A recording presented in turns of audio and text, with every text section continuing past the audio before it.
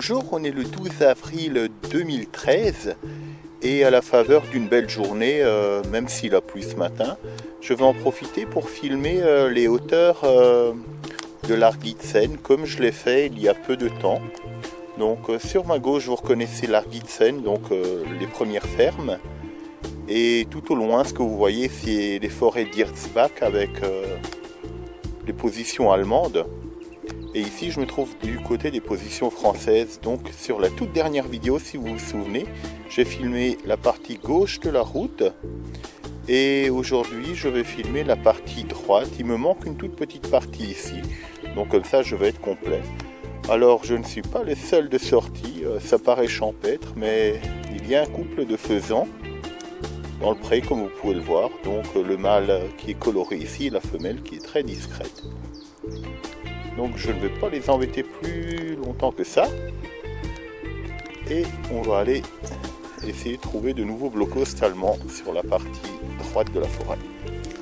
Et comme vous pouvez le voir, il a beaucoup plu.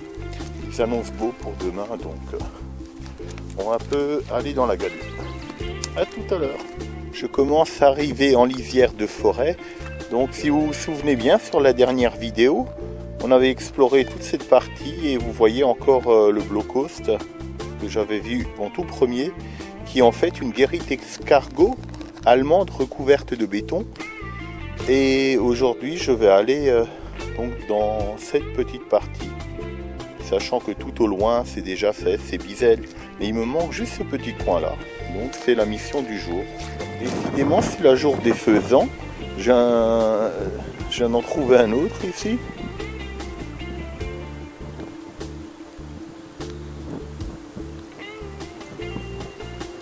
Il est tout beau, il bouge pas. Je vais le laisser tranquille. On se trouve à présent dans cette fameuse forêt que je vous ai montré tout à l'heure.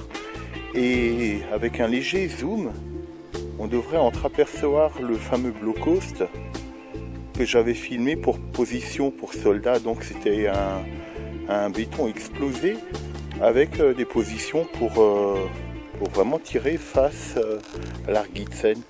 Donc ce bloc, c'est celui que vous venez de voir. Et en remontant un peu, je viens d'en trouver un autre qui se trouve ici. Donc je ne le connais pas, je vais aller voir ça de plus près. Donc à tout de suite.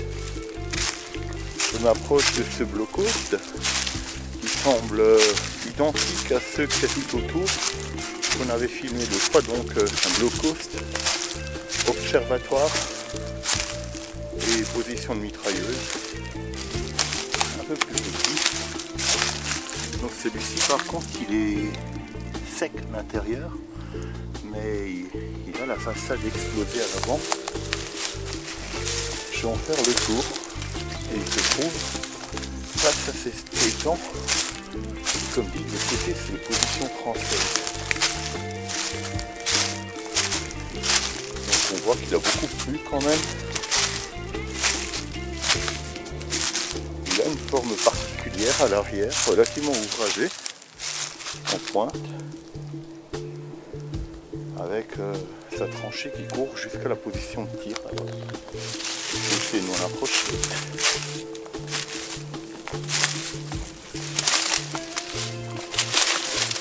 Je vais même pris le coup de rentrer à l'intérieur. Alors, on voit qu'il y avait une... En fait, je pensais que c'était une fenêtre ou un créneau, mais il est complètement cassé.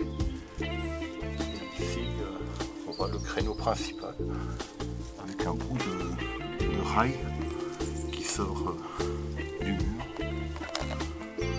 Donc, il y a des stalactites, stalagmites, je ne sais pas ce qui tombe du plafond. Et ça coule constamment. Je viens de prendre quelques gouttes dans le cou. Et on voit que il y a une niche ici. Là, on n'en apprendra pas beaucoup plus. C'est un bloc explosif.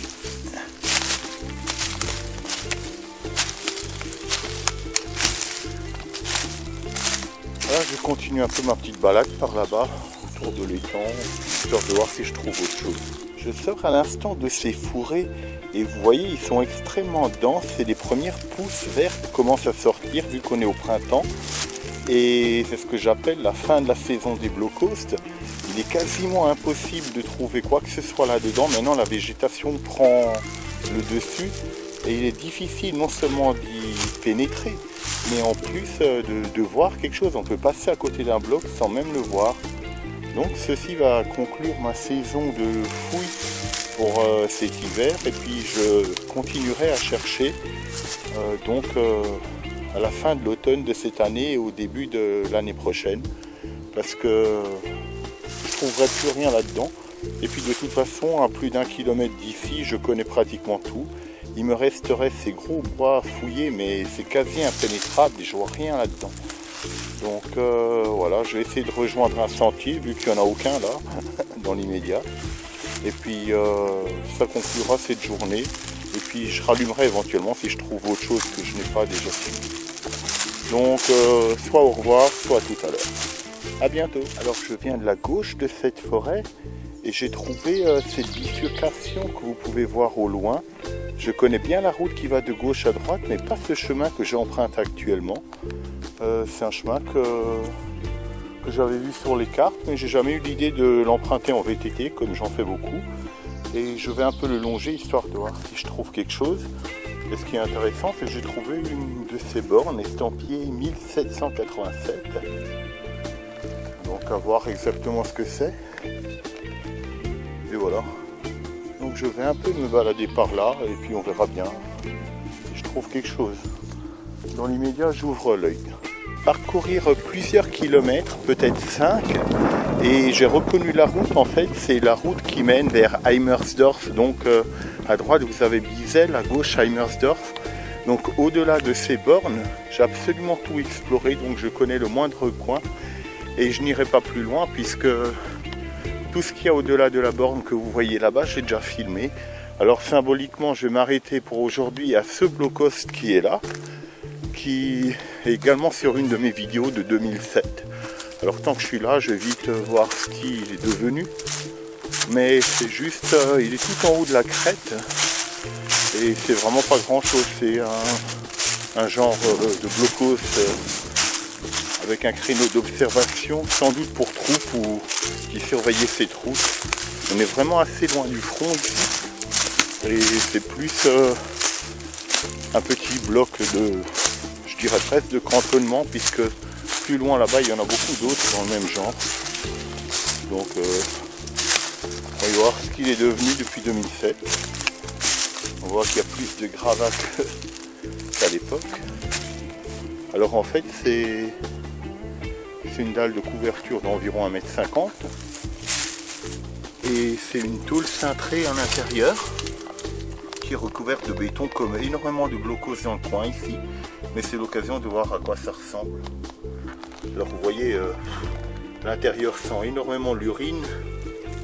Il commence à tomber en lambeaux. Il doit y avoir sans doute des bestioles qui dorment ici. Et vous voyez, il y a tout, la bière, tout et n'importe quoi. Donc c'est vraiment très sale, je ne vais pas m'aventurer dedans. En plus le plafond il tombe en rue. Donc voilà, c'est un tout petit bloc, un créneau et une porte. Il n'y a vraiment rien à voir là-dedans.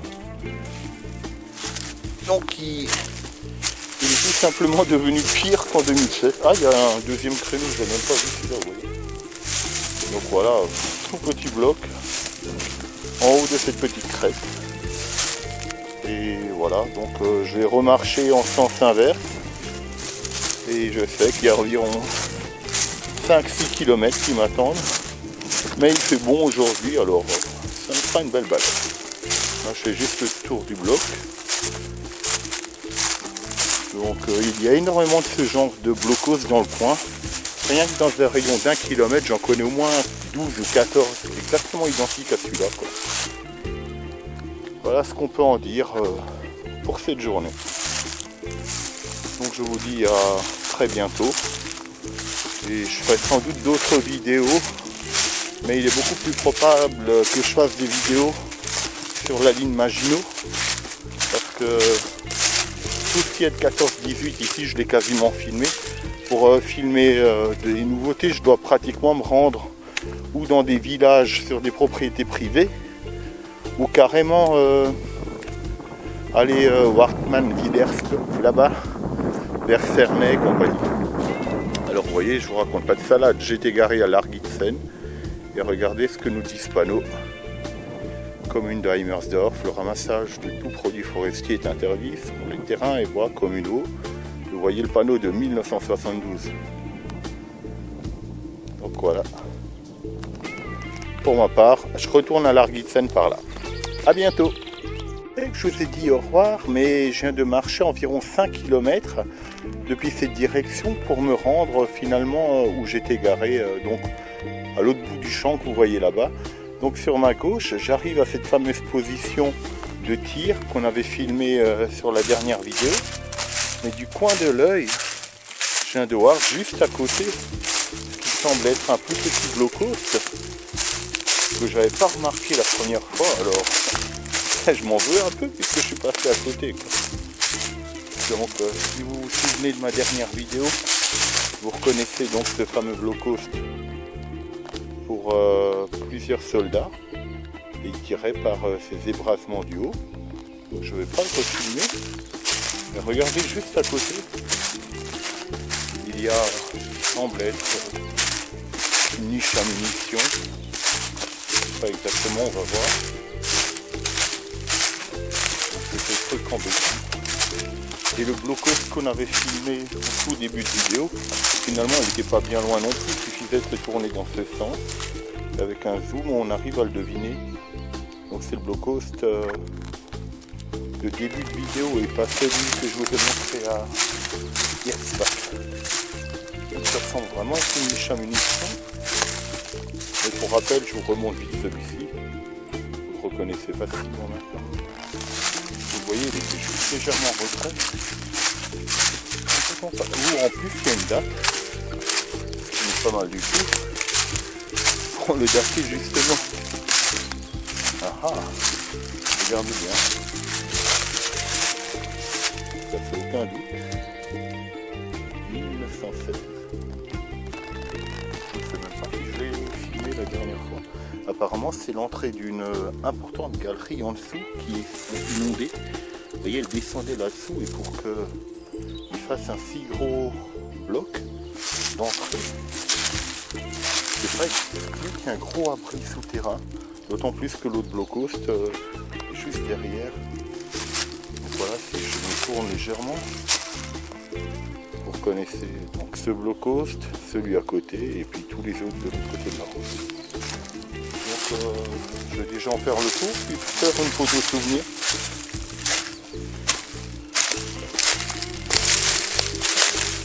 Voilà, de l'autre côté, on voit que ça s'est effondré, ça devait aller sous terre en fait.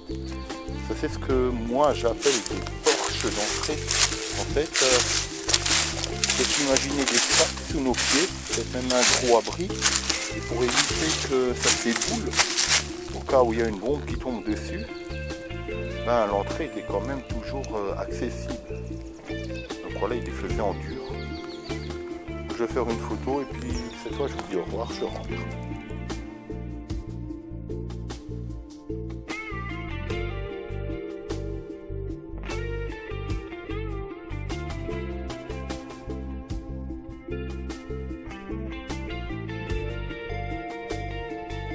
Voilà, à bientôt.